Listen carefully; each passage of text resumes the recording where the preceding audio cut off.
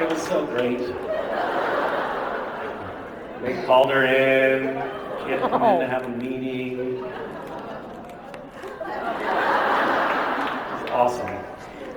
Anyway, I would say you're doing the right thing. Keep it up. Keep up the good work. Just don't let him bleed in front of his teachers would be my main advice. Thank you. Hi. Hi. You've been doing a lot of charity work, especially through Random Acts, and you've even moved that charity work into inspiring people within Gishwas to reach out to their community as well as part of it. Have you ever considered maybe making a documentary in regards to your charity work, and then possibly maybe going to schools to speak to do more community outreach? God, that sounds like a lot of work. One of the things that we are trying to get better at, right? We have this funny thing, which is one of the main goals of Random Acts is to try to show people that it just takes a small effort to make a big impact on someone's life. But initially, I really wanted to try to kind of document as many of the acts as we did as possible, film it. The thing is, it actually can get kind of weird because it's like, here, I'm giving you something, and do you mind if I film it? It's like such a strange, self-aggrandizing dynamic, and makes people feel uncomfortable, and both the giver and the receiver, feel uncomfortable. So that's kind of a challenge that we face. I recently did a little video during a muck, and I was talking to some homeless people who, I was basically like, what do you guys need? And I said, do you mind if I film this? But just so you know, there's no strings attached. If you say for any reason that you don't want to be filmed, it's still going to do this. It's not contingent on you being filmed. And they were actually super excited to talk about it because I think that they felt nobody actually hears our story, and they wanted to share it. So that was a nice moment. But we got other times when been do you mind if we? And they were like, no, I don't want. I don't feel comfortable doing that. So anyway, that's just what your discussion of documenting things raised for me. As far as speaking at schools, I don't know. I recently did a little Skype session with Eric Kripke's class. So Eric, not his actual class, Eric, an elementary school class at Eric Kripke's elementary school that he had attended years ago, because he's not in elementary school anymore. He graduated. Good for him. And it was actually really cool. The kids, it was kind of cool because their teacher had gotten them involved in some Random Act stuff, and they were really excited about the project of going and creating charitable projects in their neighborhoods. And for me, I actually am very excited about the prospect of finding ways to get that into schools more. I think that people, you mentioned Gishwas, but I think that people have the idea that doing charitable things is kind of like a chore. It's kind of a pain in the butt, and it's a drag, but it's something you should do. You're kind of morally obligated as a citizen of the world to do. But one of the things that I am trying to convey with Gishwas is that it can be a lot of fun. You can do nice things for people and great time and make an ass of yourself all at the same time. And that is kind of an exciting idea to me. You've done Gishwas before? For the past 3 years. Are you going to do it again? Oh yeah, absolutely. Yeah. Does it cause you a lot of pain and suffering? Yes. But we love every single moment That's of it. what I like to hear. Yeah. We're going to have a good year this year. It's going to be Oh, I'm so excited. Yeah. It's going to be good. All right, thank you. Thank you. Hi. Hi. So I can see you're wearing your campaign button. Oh yeah, Rob put that on me when I got up here. Yep. So I was wondering if you ever elected, are there any past presidents or other people you'd want to emulate during your presidency? When I'm elected president, who am I going to model my presidency after? When you're elected, because it's going to happen, obviously. Well, I think that there's some contemporaries who I can, like Donald Trump. Oh. What a collective gasp that was. What is happening to our world? Just as a sidebar, just a quick question. If anybody has an answer, please let me know. good, good. I don't know, who would you emulate as president? Probably Lincoln. Lincoln? Yeah. You mean you'd write a lot of poetry and letters? Lincoln was pretty good at it, wasn't he? Yeah. Yes. He set the bar pretty high, that guy. It didn't end well for him, though. I wouldn't want my presidency to end in the same manner that Lincoln's did. You'd have to quit your job. I have to quit my You job? can't go to the theater. Oh, that's true. Good point. Although, one could argue that you probably should quit your job anyway if you're going to be president.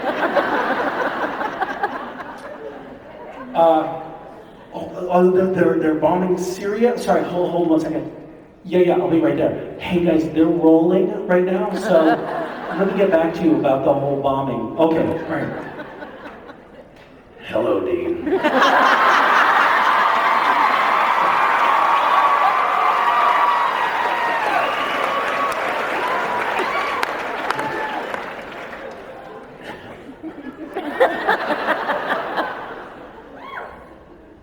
I'm running for president, but be aware that I have a 4-year contract on Supernatural, so I am going to be kind of having to double dip a little bit, if that's cool with the populace.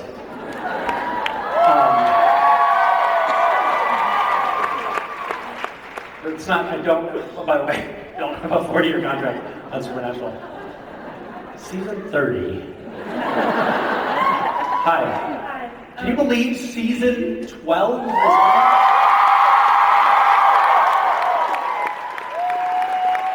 Unbelievable.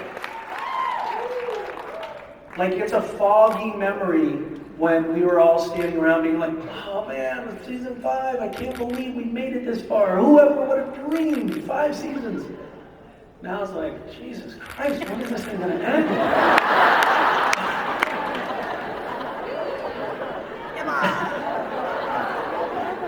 I mean, 12 years, that's a bit. By the way, I don't know if any of you have researched this, but it's very unusual for television. That's a long, long time. Thank you guys for enabling that to happen. It's really remarkable. It's really something. It's so weird to be working with a group like we have been and watching each other grow old and have kids and get married and get divorced. Kids have kids. That hasn't happened yet.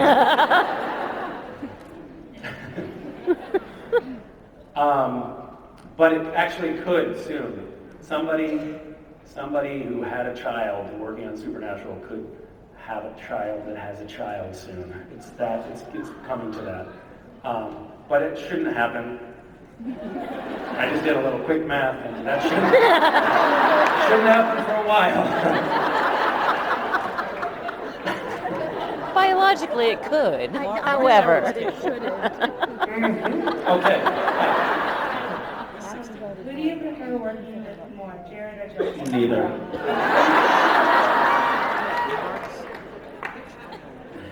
Well, you bring one up to the girl who came up to ask the question that I couldn't answer. You're like, oh, now I'm going to ask him a question that he will definitely make an enemy with. By answering. No, honestly, I don't like working with either of them. Thank you. Hi, Misha. Hi. I'm Monica. So I don't. Although there was a time, sorry. There was, if I'm being totally honest, a time I love Jared and Jensen. We love each other. There was a time when I would look at the script and be like, oh God, a scene with Sam. Because there would be a lot of, I knew that there would be a lot of, tickling of the balls with a broom handle coming down the pipe in that scene. But things have become much more subdued on set now. We've grown, more mature and. Sure. I guess I phrased that wrong. More cruel, I think I meant to say. All right, never mind. Stand down. Hi. Hi. So I don't want to reiterate too much and let it go to your head, but I was actually thinking this morning, I have an auto session with you tomorrow, and I was like, I really need to tell him this. reading, I think you're a fucking phenomenal writer, and reading Baby Pants made me decide that I needed to meet you, like hands down. And I'm a writer myself, and I just wanted to say I'm so glad that you got to experience that fulfillment of being a parent finally, and I love how you are with Weston Mace, and thank you for being the example that you are to all of us of what a parent should be. That is very sweet of you to say. I do feel like I present a public face of my parenting that is not representative of daily. No, you're hands-on and you're patient as hell, and like. And no, but see, that's editing. we shot this. We didn't shoot. Well, I recorded a podcast. So you know the Serial podcast. And I thought, oh, funny play on the Serial podcast. We'll do a cereal podcast with like breakfast cereal in our house. So I recorded a morning of like from waking up to eating breakfast, and then somewhere midway through the recording of us having breakfast, by the way, in that recording I edited out a lot of my impatience. Somewhere midway through, I was like, all right, I should take a picture because I know that if I'm going to put this up on YouTube, it'll need a still to go with the podcast. So I was like, snapped a couple of pictures, and then carried on with recording the podcast. And then I edited it together, and then I was like, oh yeah, this was a couple days later, got to pull up those pictures. And the pictures were of my son. There was 3 pictures that I just shot in rapid succession, and they were of him going like this, stepping up onto the chair and then onto the table and then putting his foot in his sister's cereal. And to me, the most amazing thing about that was I had no fucking recollection of that. It was the first time I was seeing it in the photo, which I think gives you a sense of the utter chaos and insanity that is our household. Like, it is a disaster. Constantly. So much so that him standing on the table, putting his foot in his sister's cereal, didn't even register. No synapses or neurons made connections at that point. It was just like, yes. So anyway, okay.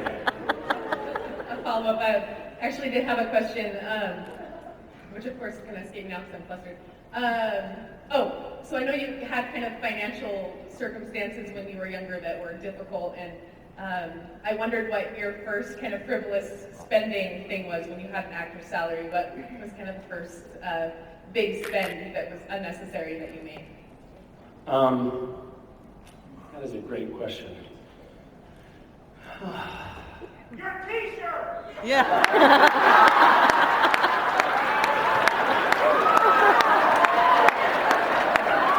That was one of the rare amusing audience shout-outs. I actually got this t-shirt, Smarty Pants, making a bet. I was over at somebody's house, and he had this grass growing in a potted plant, and I was like, oh, that's really cool grass. And he said, it's actually bamboo. And I was like, no, it's not. And he said, yeah, it is. It's a kind of bamboo. And I said, no, it's not. That's a grass. And he said, you want to bet? And I was right, and I won the shirt.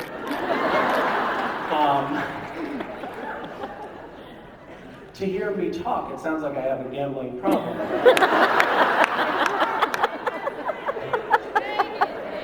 What happens in Vegas is all over the internet. Are you guys going to be gambling, a lot of you, while you're here? Good choice, strong choice, yep. You're going to make a lot of money. Good on you. Great investment. I don't know what you've asked me.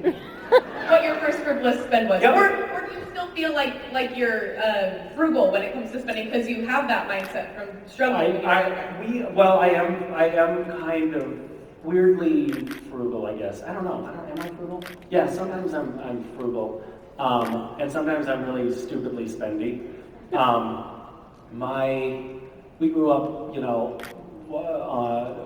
getting government assistance, and sometimes we were homeless when I was a kid, and definitely felt the pain of not having money at times. I mean, it was actually, on balance, I think great because it taught me that I didn't really need a lot of material stuff to be okay, but it was also you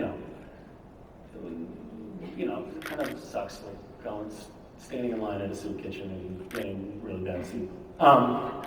So I got, I remember. I remember the very first thing. So my friend Darius directed this movie, which was called Loot, and it's a documentary about World War II veterans, and it was kind of great.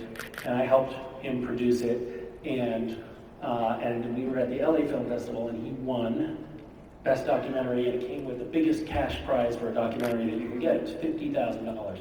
And he and I were in similar, financial situation at that point, which was zero financial situation. And we've grown up together, so we both sort of shared the same, feeling about money. And we went to a health food store and bought all organic groceries, including, I remember, a bottle of olive oil that was like $25. And I remember thinking, this is so fucking crazy. But we did it anyway. And then later, when I got on Supernatural and I had real money, I bought a pair of patent red Prada shoes.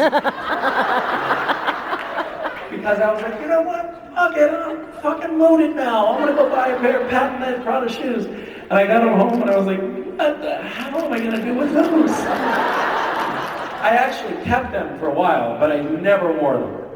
And they're gone now, mercifully. They were like a creepy reminder of a really bad decision.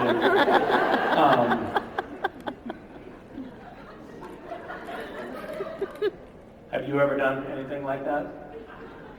Well, I'm still kind of at the soup kitchen level. I put this entire trip on my credit card. I'm a single mom of an 8-year-old boy named Landon, who adores you, by the way. He was sad he couldn't come. Tell him I say hi. I will. So I'm kind of in the struggle, and that's why I appreciate your parenting so much, is because Landon and I hope that we find a dad like you someday. Oh, please. Well, that's very sweet sentiment. I'm going to just quickly give you a hug.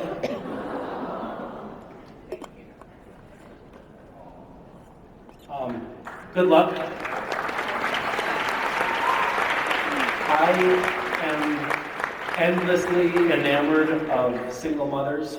I have what I consider tremendous resources and a family that is a great team, and it's still hard as hell to raise kids. But to be able to do it on your own is a true triumph. So, good on you. Amazing. Hi guys, how are you? God, I've missed you. Nice. You know what the bummer is when you step on stage and I hear, all I can hear in my headphones is the microphones, and I hear these boys step up and go, hi guys, and I hear some young lady at either line go, no, go away. And I'm like, that's the spirit. Oh, Billy. Sometimes at conventions, when they come up at the end of my panel, people are like, boo, no. But you actually kind of felt a collective sigh of relief when you walked up.